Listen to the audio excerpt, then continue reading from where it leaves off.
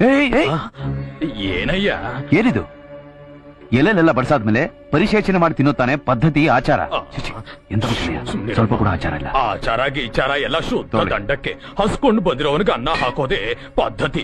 ಅಯ್ಯ ಸ್ವಾಮಿ, ನಿಮ್ಮ ಪದ್ಧತಿ ಆಚಾರಗಳಿಗೆ 101 ನಮಸ್ಕಾರಗಳು. ಸರಿ, ಭೋಜನ ಕಾಲೆ ಹರನಾಮ ಸ್ಮರಣೆ ಅಂತಾರಲ್ಲ, ಅದನ್ನಾದ್ರೂ ಮಾಡಿ.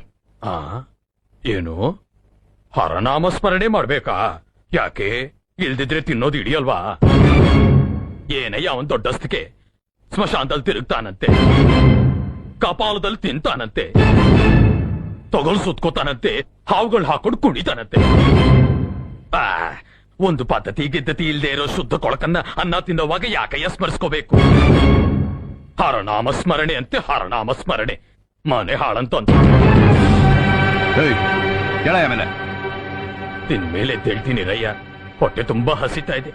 ನಿನಗ್ ಪುಣ್ಯ ಬರುತ್ತೆ. ನಿನ್ನಂತ ಊಟ ಹಾಕಿದ್ರೆ ಬರೋದು ಪುಣ್ಯ ಅಲ್ಲ, ಪಾಪ. ವಯಸ್ಸು ಇಂಥ ವಯಸ್ಸಲ್ಲಿ 4 ಜನಕ್ಕೆ ಒಳ್ಳೇದು ಯಾವ್ದು ಕೆಟ್ಟದ್ ಯಾವ್ದು ಹೇಳೋದ್ ಬಿಟ್ಟು ನನ್ ಶಿವನ ಬಾಯಿ ಬಂದಾಗ ಬೈತಾ ಇದ್ಯಾ?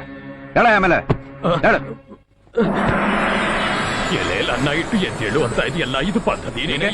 ಸ್ನಾನ ಮಾಡುವಂತ ಹಿಂಗಿಂಗ್ ಅನ್ಕೊಂಡು ಮುಗ್ದೋಯ್ತು ಅಂತ ಹೇಳ್ಬಿಟ್ಟೆ, ಊಟನ ಹಿಂಗಿಂಗ್ ಅನ್ಕೊಂಡು ಮುಗ್ದೋಯ್ತು ಅಂತ ತಿಳ್ಕೊಂಡು ಹೊರಟೋಗು. ಹೋಗಯ್ಯ.